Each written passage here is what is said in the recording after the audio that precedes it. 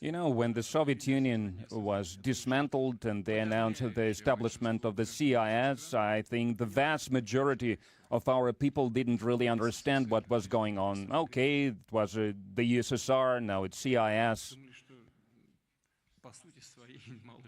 Everyone thought that nothing would change, but everything changed drastically.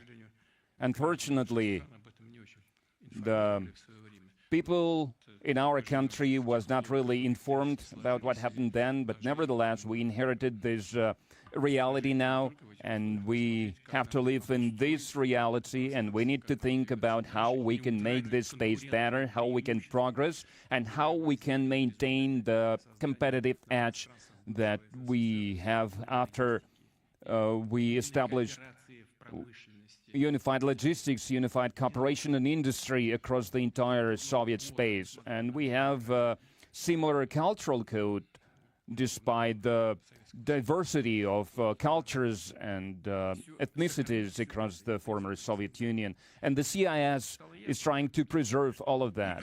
At a certain point, it became clear that the level of cooperation, level of interaction within the CIS to resolve the complex economic issues was not enough. So at the initiative of Kazakhstan, at the initiative of President Nazarbayev back then, another organization was established, Eurasian Economic Union,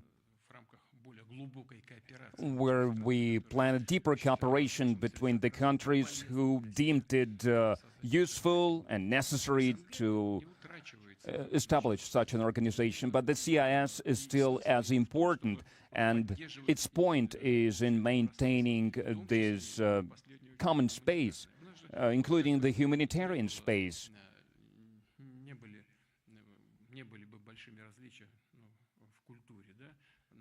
Because the peoples of the former Soviet Union, they did not have that many cultural differences, and there was a common ethical code, a common moral code of a Soviet citizen, and it's important. And maintaining, preserving everything that we inherited from the Soviet Union, that's what the CIS is doing. And I believe it's doing fine. It's successful. We maintain people-to-people contacts, quite close contacts. And we are striving to preserve this unified transport system, which is very important, and we support the Russian language as a language of international communication. It's an important part of our efforts and of preserving, maintaining the competitive edge that we have. And finally, the security matters that we need to ensure. Countering the most dangerous types of crime, for example, drug trafficking and so on. If you look at the documents that we adopted today, that we signed today,